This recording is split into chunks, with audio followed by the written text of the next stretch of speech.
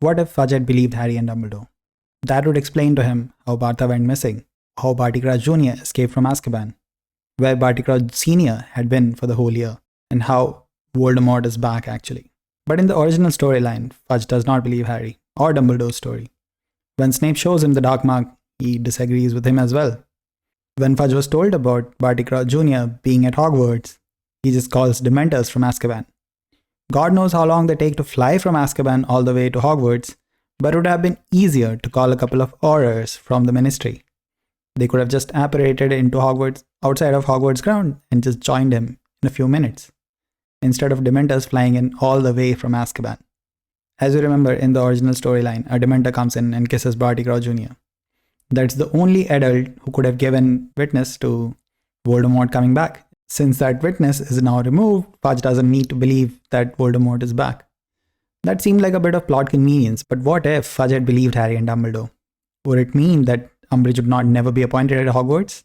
We would never get to learn to hate her. And the Order of the Phoenix was driven away from Hogwarts by Umbridge. So if Fudge is not interfering at Hogwarts, that means the Order of Phoenix is never pushed out of Hogwarts. That means when Harry has the dream that Sirius is trapped at the Ministry, he just goes to any Order member and tells them that, hey, this is a dream that I had. What do you think? And they could have contacted Sirius Black at Grimmauld Place and would have confirmed that, hey, he's safe. Would that mean the Sirius would still be alive? Welcome to What If Fudge had believed Harry and Dumbledore. Now, speeding through some background of the story here. Harry returns at the edge of the maze after completing the third Triwizard task. He's holding the Triwizard Cup in one hand and Cedric's body with the other. Barty Crouch Jr., aka Mad-Eye Moody, collects Harry and brings him back to the castle. Barty is talking about how he's the Death Eater at Hogwarts, and suddenly then Dumbledore comes and saves Harry. Then Barty Crouch Jr. tells the whole story in front of Winky, Dumbledore, McGonagall, and Harry. And then Dumbledore takes Harry back to his office where he meets Sirius Black. Now, in the alternate storyline, Fudge is just told that Barty Crouch Jr. is at Hogwarts. He immediately calls a couple of Aurors. Kingsley and Dawlish arrive at Hogwarts, and as soon as Barty Crouch Jr. is spotted, he gets arrested. Now we have a witness, somebody who knows that Voldemort is back. After that, when Fudge meets Dumbledore, Dumbledore explains the entire story to him. And this time, after some convincing, Fudge believes.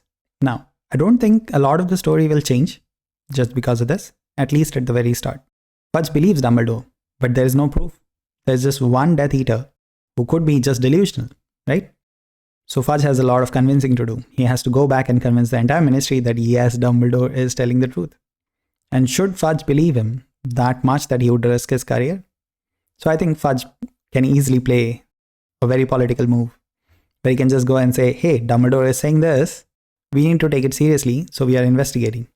And if later on it's found out that it's all a lie, he can just say, hey, it was all Dumbledore telling the lie. He can throw Dumbledore under the bus. And if it later on it comes out to be true, then he can say, hey, I was preparing all this time, so I'm the best. It's a win-win situation for him, so I think he will play that card. Now, I think that would mean that Dumbledore would still have to send an envoy to the Giants, which would be Hagrid and Madame Maxime. Umbridge is still someone who is trying to gain as much power in the Ministry as possible. She is still that cunning and ambitious person that she is, and she's ready to step on anybody who she can to get to the higher point. So I think Umbridge, for the same reasons, same motivations that she had last time, she would again send the Dementors to hunt Harry.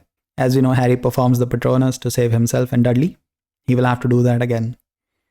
But after saving himself and Dudley, he will again get the same barrage of letters with that same howler from Dumbledore.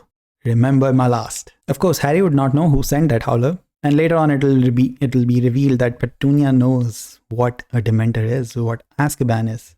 Carrying on with the story, I think Harry will have to go to Ministry for his hearing. I don't think they will try to play as bad as they did last time, where they changed the time, they changed the hearing room, everything at the very last minute without informing Harry. I don't think Fudge would do any of that. I think he will still get introduced to the Ministry, how it is structured, what it is like. We'll again go through the same experience. It was amazing to see that the telephone booth just goes down into the ground. Oh, that's the Muggle entrance to the Ministry. That was so cool. We'll again walk through the atrium, but this time Harry will have plenty of time in Mr. Weasley's office, and he can enjoy some time over there. Now, would Fudge send Umbridge to Hogwarts to spy on Dumbledore? I think yes. Imagine from Fudge's perspective, Dumbledore is not saying much to him. Fudge wants to know what's going on with the Order of the Phoenix. Dumbledore is not going to let him in on that. That's very secret. What if Fudge gets compromised? Now, since Fudge would want to be in on whatever is going on with the Order of the Phoenix, and Dumbledore would not let him in on that, there would be a rift developing. I don't think it will go any further than that. It's just that there's going to be a rift. So to keep an eye on Dumbledore and the Order of the Phoenix, who Fudge can guess a couple of them are working at Hogwarts as teachers, Fudge will send Umbridge. Meanwhile, as the story continues, nothing out of the ordinary is happening in the Muggle world or the Wizarding world. Voldemort just doesn't seem to be very active. This would drive people to the conclusion that maybe Voldemort is not back. Now, the Daily Prophet, being Daily Prophet, is a newspaper. It wants to sell news. So what will they do? They will drag Harry, Dumbledore, and Fudge through the mud. Last time it was just Harry and Dumbledore that were getting dragged to the mud. This time it will be Fudge along with them. Fudge would definitely not like it. There will be a lot of demand for Fudge to resign, and Daily Prophet would love to hype up that claim. The school year will continue. Umbridge will keep delivering more and more degrees, giving her more and more power over teachers, over inspections. Fudge will allow all of this because for Fudge it's like, okay, yeah, continue spying on Dumbledore, figure out what is happening with the Order of the Phoenix. Umbridge would want more power to do that. And that will bring us to the fateful day. At some point, Harry will have that dream where he attacks Arthur Weasley as Nagini. I think once that dream happens and Harry goes to Dumbledore, the entire situation will play exactly. Dumbledore will try to save Mr. Weasley using the portraits to communicate. He will know that Mr. Weasley has arrived at St. Mungo's, and he will send Harry and Ron back to Grimmauld Place. Harry will go to meet Mr. Weasley at St. Mungo's. They will end up running into Lockhart. They will meet Neville there. Now Harry will come back. He would have to learn occlumency. Dumbledore would want him to learn that still. But Umbridge would not be teaching defense against dark arts as dedicatedly as any teacher is expected to. She still believes that Dumbledore is forming an army at school, so she would not want to teach the students how to get armed, and thus will have Dumbledore's army being formed by Harry and the team. But this time, when Harry is caught with the Dumbledore's army at school with students, might be a driving point where Fudge is like, okay, this is too much. Maybe Dumbledore needs to go, and might try to arrest him. And Dumbledore can still escape just like that. Now, I really loved that line where Phineas Nigellus goes up and says, Dumbledore's got style. In the movies, it was Kingsley, but in the books, it was Phineas Nigellus. Dumbledore's got style. And we know that from the books that Phineas Nigellus does not like Dumbledore. He does not approve of his methods. He does not like being at service to Dumbledore. He's always trying to be like, oh, I'm sleeping, I'm not paying attention to what you're saying, and acting like that. But him saying that line means a lot more. After that, Umbridge will have a free reign.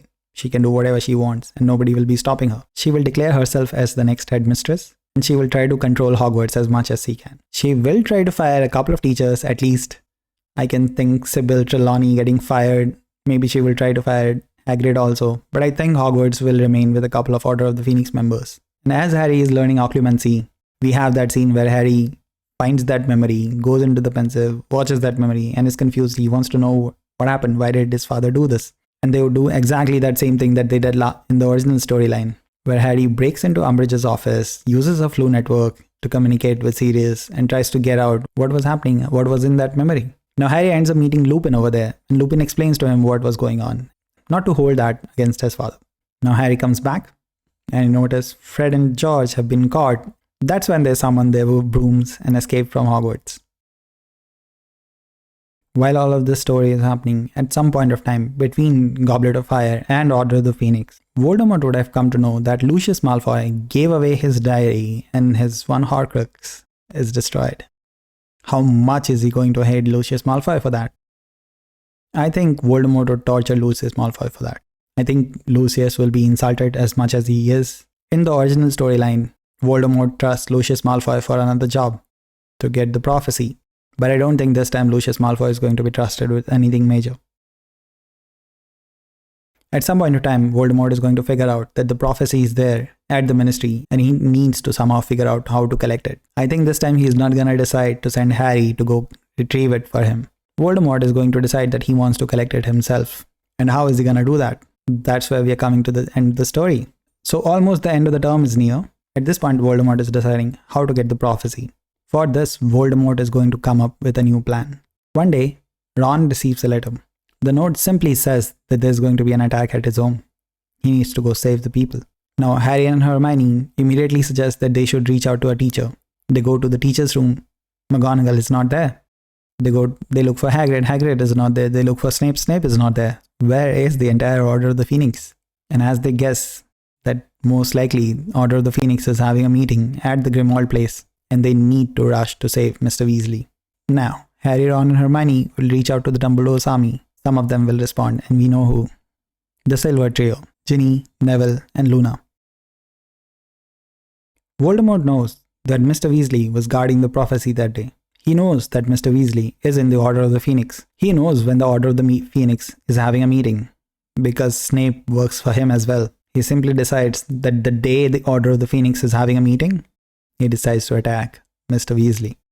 He knows what time Mr. Weasley leaves from office, because Voldemort has members of the Death Eaters in the Ministry. The Death Eaters simply wait for Mr. Weasley to come home. Mr. Weasley apparates outside his house, and he is ambushed. Bellatrix and Voldemort are torturing Mr. Weasley. Harry suddenly feels his scar hurting. He can see in his vision that Mr. Weasley is being hurt.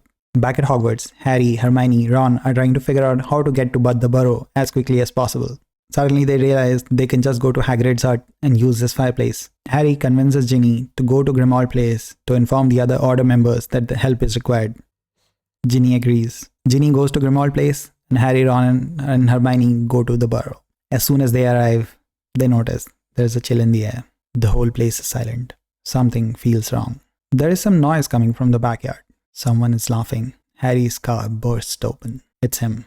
Voldemort turns around and says to Mr. Weasley in his high, cold voice, "Your savior, Harry Potter, is here." And he brought his friends. Harry, Ron and Hermione come to the kitchen. They can see through the window that Voldemort is standing outside. They can see that Mr. Weasley is alive, but barely.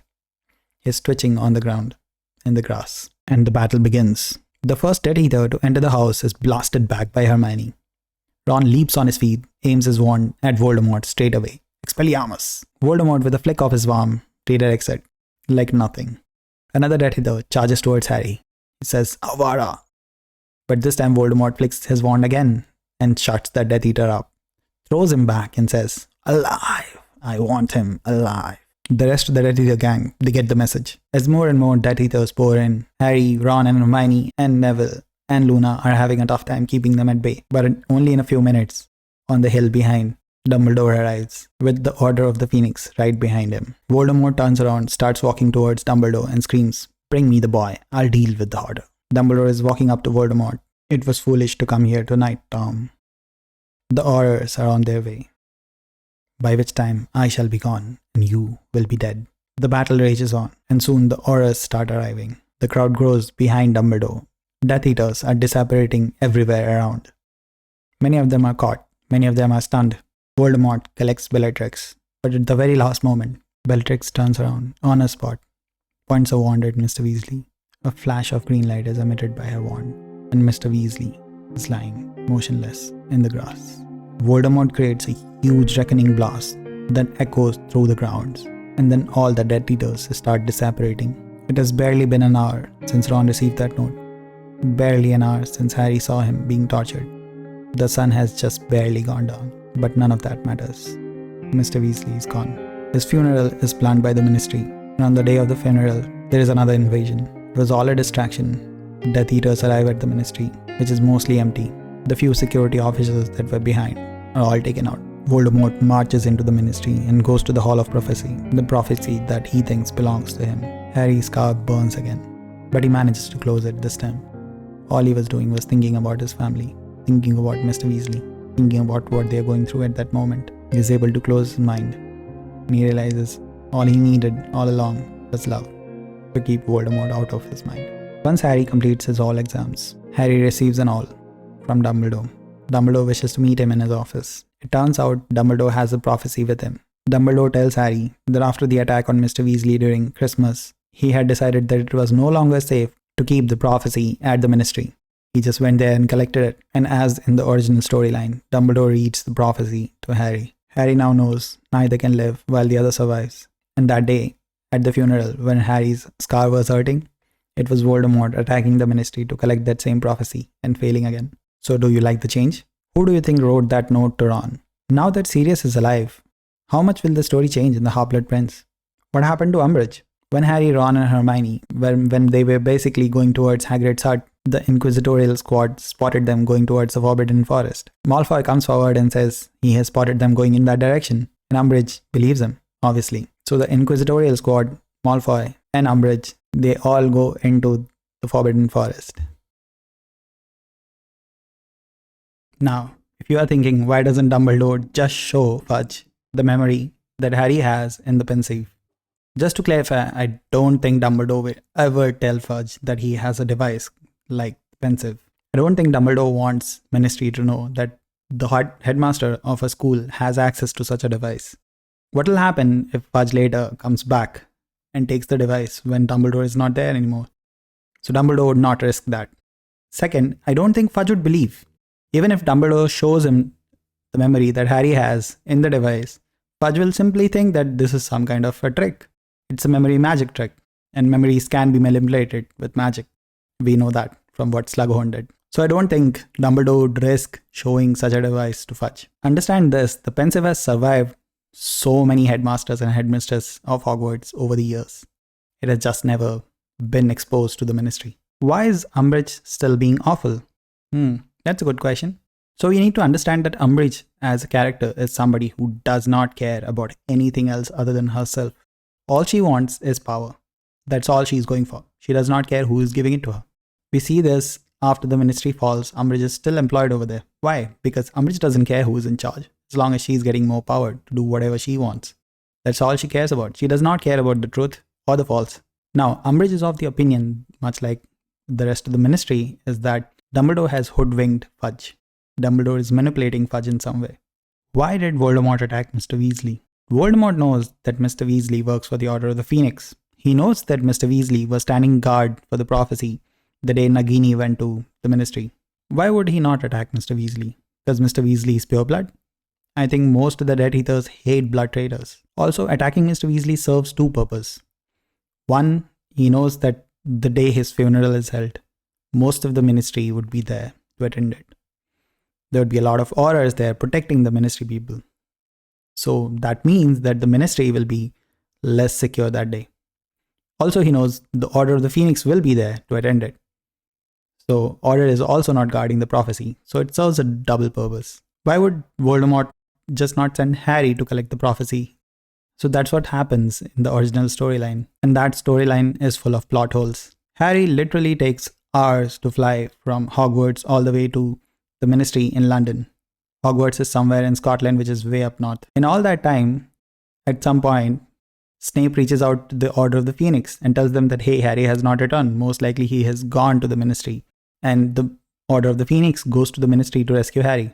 Now, in the original storyline, it's shown that Harry reaches the Ministry, goes into the atrium, goes through the lifts. Harry reaches the Department of Mysteries. And over there, he reaches the Hall of Prophecy after going through so many different rooms. And all this while, I don't know where the Order of the Phoenix is. So it's more of a plot convenience that the Order of the Phoenix arrives at the time it arrives. Most likely, it should have been that the Order of the Phoenix is there at the Ministry to greet Harry. Hey, don't go in there. Sirius is right here. He's fine. That's what should have happened based on the timeline. But that doesn't happen. Most likely for plot convenience. Also, it's so weird that Voldemort convinces Harry that, hey, you have to go rescue Sirius Black. That is the same day that McGonagall was removed from Hogwarts. She was moved to St. Mungo's. Imagine if McGonagall would not have been attacked by Umbridge. Then Voldemort could not have pulled off this plan. How did Voldemort know when to attack Mr. Weasley? I think Voldemort would know from Snape when Order of the Phoenix meetings are happening. And he knew that day that there is going to be a meeting. So he just had to plant someone at the Ministry to hold Mr. Weasley a little bit later after work. Now Mr. Weasley is delayed. So the Order is having their meeting already started.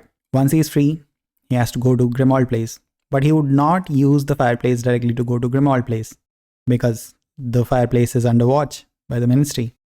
So what he would do is he has to go home first, pretend that he's going home, and then from home he can go to the Grimmauld Place. But at home, Voldemort and the Death Eaters are already there waiting for him. When did Dumbledore remove the prophecy from the Hall of Prophecies? So I think once Mr. Weasley was attacked while he was guarding the prophecy, at that point or after some time, Dumbledore would have realized that the prophecy is not safe at the ministry.